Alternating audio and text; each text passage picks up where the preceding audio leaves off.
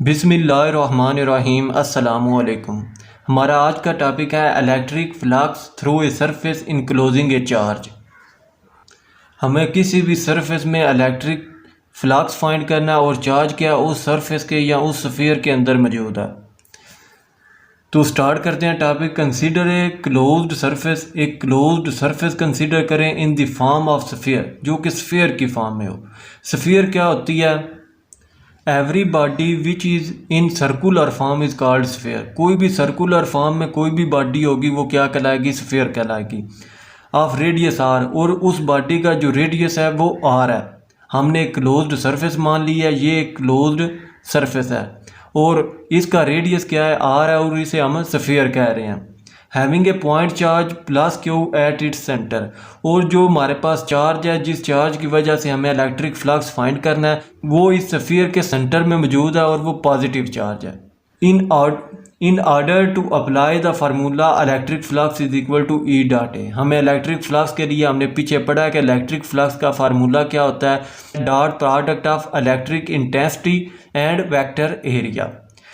हमने क्या किया? एक स्फीयर ली है, उस स्फीयर में हमने छोटे छोटे पैचेस बना लिए हैं, फ्लैट पैचेस, जिनका एरिया मान लेते हैं कि एक एरिया ए है, और उसमें जो इस सेंटर ऑफ चार्ज की वजह से कोई इलेक्ट्रिक फील्ड, इलेक्ट्रिक इंटेंसिटी तो प्रोड्यूस होगी।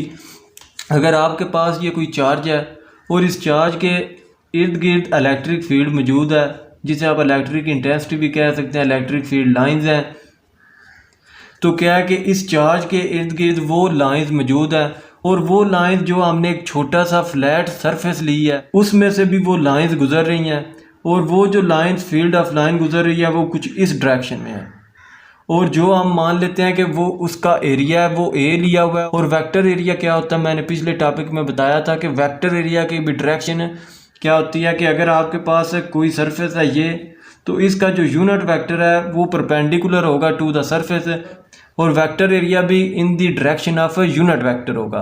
तो इसका यूनिट वेक्टर क्या होगा? परपेंडिकुलर होगा, जो इस डायरेक्शन में होगा, और इसका वेक्टर एरिया भी क्या होगा? फिर in the direction of unit vector. तो कहता है कि in order to apply the formula electric flux is equal to E dot A. Electric flux हमने पढ़ा है कि इलेक्ट्रिक फ्लक्स का फार्मूला होता है dot product of electric intensity and vector area.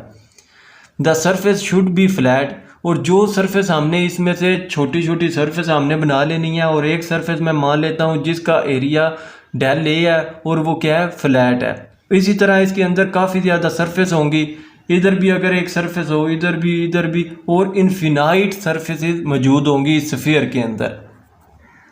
दस the surface area is divided into N number of small patches. तो हमने क्या किया, जो अंदर इस स्फीयर के अंदर हमने जो ये फ्लैट एरिया लिया है, इसी तरह के हम और ज़्यादा फ्लैट एरियाज लेंगे। ये तो मैं जस्ट एक कंसीडर कर रहा हूँ। तो हम इसी तरह के और छोटे छोटे पैचेस लेंगे जिनका एरिया, अगर इसका डेल ए है तो आरे का एरिया अलहदा होगा, किसी का del A one, del A two, del A three, यानी कि फर्स्ट पैच के लिए डेल ए वन हम कंसीडर कर लेते हैं, दूसरे पैच के लिए डेल ए टू। इसी तरह छोटे छोटे जो एरिया हमने लिए हैं उनके हमने एरिया क्या रख लिया? Del A one, del A two, del A three, up to so on del A N तक।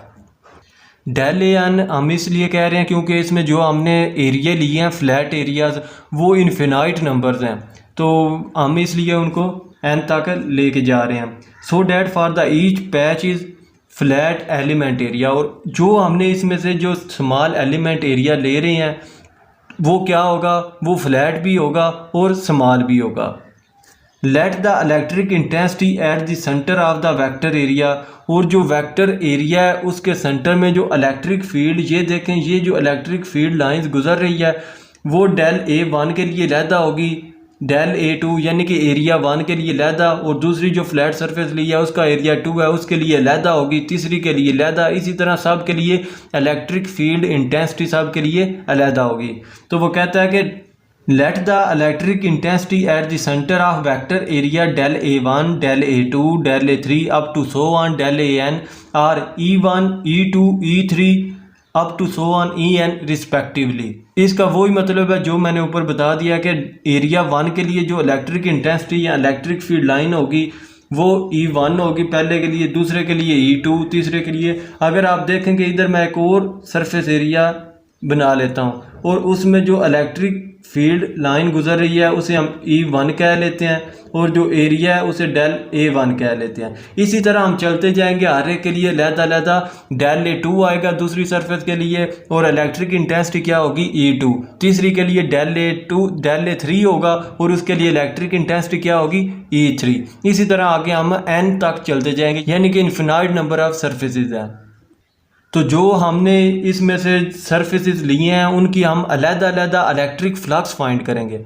जब हम इसके लिए अलग इलेक्ट्रिक फ्लक्स फाइंड करेंगे, E2 के लिए अलग, E3 के लिए अलग, up to so on En तक जब हम इलेक्ट्रिक फ्लक्स फाइंड कर लेंगे इंडिविजुअली, तब हम क्या करेंगे, सबका इकट्ठा इलेक्ट्रिक फ्लक्स फाइंड करेंगे। इकट्ठा कैसे करेंगे कि जो हमने अलग पैचेस के लिए फाइंड किया हुआ इलेक्ट्रिक फ्लक्स सबको ऐड कर देंगे, तो हमारे पास क्या आ जाएगा, total electric flux in the sphere.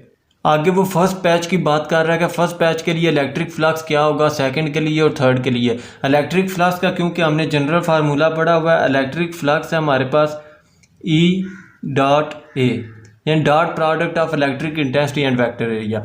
जब हम अलग पैचेस के लिए करेंगे तो अलग हमारे पास इलेक्ट्रिक की फील्ड इंटेंसिटी और वेक्टर एरिया होगा। तो फर्स्ट पैच के लिए वो कहता है कि इलेक्ट्रिक फ्लक्स हमारे पास क्या है, E1 dot del A1, second के लिए E2 डॉट डेल A2, और इसी तरह तीसरे के लिए और up to so on n तक, यानी कि electric flux for n patch is equal to En dot del An। तो अब हम क्या करेंगे कि ये जो हमने स्मॉल पैचेस के लिए इलेक्ट्रिक फ्लक्स ले लिया कि for area 1, for area 2, for area 3, अब हम क्या करेंगे, इन सारे इलेक्ट्रिक फ्लक्स को हम ऐड कर देंगे तो हमारे पास टोटल इलेक्ट्रिक फ्लक्स आ जाएगा। तो कहता है कि total electric flux through the closed surface will be, इस सरफेस के अंदर जितने हमने वो फ्लैट सरफेस लिए हैं उनका इलेक्ट्रिक फ्लक्स क्या होगा, phi E is equal to phi E1 plus phi E2, यानी कि electric flux is equal to electric flux for the first patch, electric flux for the second patch, electric flux for the third patch, up to so on.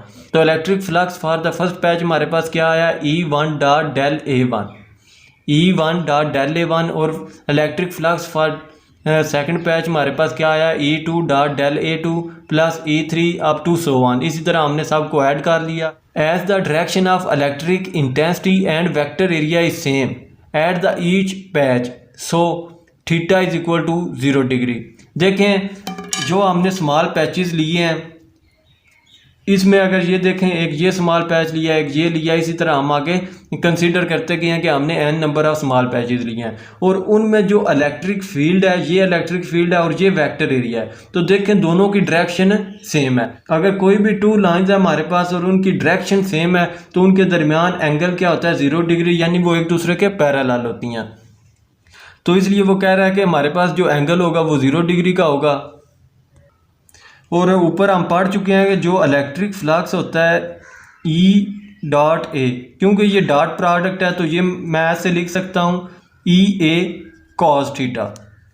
तो theta की जगह जो हमारा angle है वो आ जाएगा। इलेक्ट्रिक फ्लक्स हमारे पास आ गया for first patch E1 del A1 cos 0 degree plus E2 del A2 cos 0 degree. इसी तरह एंगल तो हमारे पास सेम है, लेकिन इलेक्ट्रिक फील्ड इंटेंसिटी और वेक्टर एरिया सब के लिए डिफरेंट है। तो cos 0 का आपको पता है कि cos 0 हमारे पास क्या होता है, cos 0 डिग्री होता है 1। तो सब में क्या cos 0 1 हो जाएगा, तो हमारे पास बाकी रह जाएगा electric flux is equal to E1 del A1 plus E2 del A2 up to so on En del An। अब इसके बाद हमें क्या करना है कि इसके बाद हमें पता है कि जो हम स्मॉल पैचेस ले रहे हैं उन सब का डिस्टेंस है, जो हमारे पास सेंटर में चार्ज था, ये हमारे पास सेंटर में चार्ज था, उनसे सब का डिस्टेंस सेम है। जो हमने स्मॉल फ्लैट एरियाज कंसीडर किए थे उनसे इस प्लस क्यू जो हमने चार्ज लिया हुआ है उससे डिस्टेंस सेम है। अगर डिस्टेंस सेम है तो फिर वो कहता है कि जो हमारे पास electric field for the first patch, for the second patch, for the third patch वो क्या होगी, बिल्कुल सेम होगी। क्योंकि जो इलेक्ट्रिक इंटेंसिटी होती है या इलेक्ट्रिक फील्ड लाइंस होती हैं वो डिपेंड करती हैं कि चार्ज से और उस पॉइंट से जिधर हम वो फाइंड कर रहे हैं उससे डिस्टेंस कितना है। तो इधर डिस्टेंस सेम है तो इलेक्ट्रिक इंटेंसिटी भी क्या होगी, बिल्कुल सेम होगी।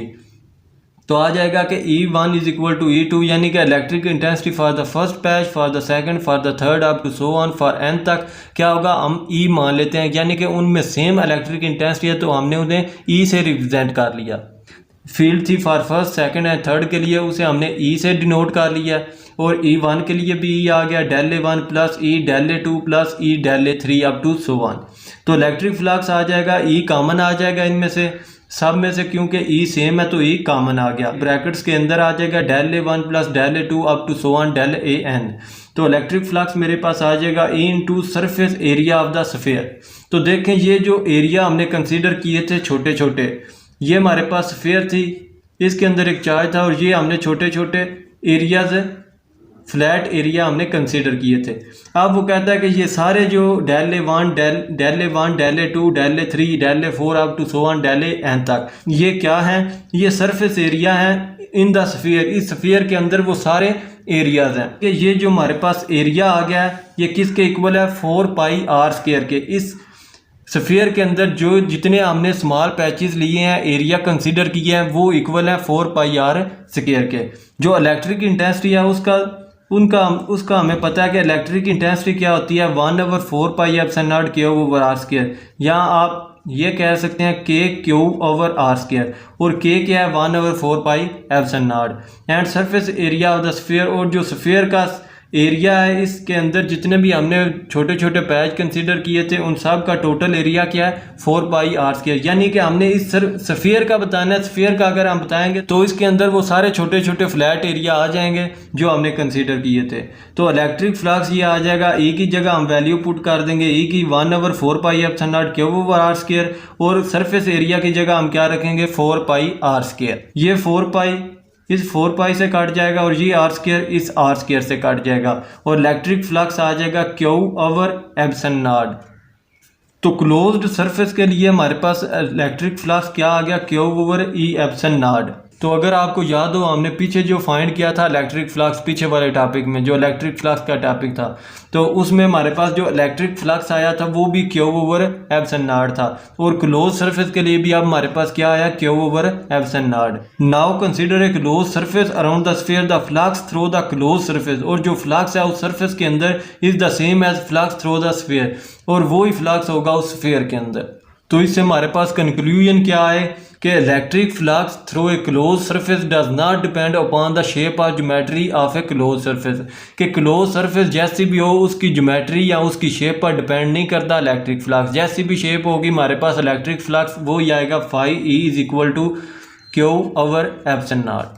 आगे दूसरा क्या है कि the flux through the surface depends upon the medium and charge enclose, लेकिन जो इलेक्ट्रिक फ्लक्स है वो ऊपर बता रहा है कि ज्योमेट्री या शेप पर डिपेंड नहीं करता, लेकिन मीडियम पर डिपेंड करता है, और जो उसके अंदर चार्ज है उस पर डिपेंड करता है। Subscribe to our channel by clicking the subscribe button.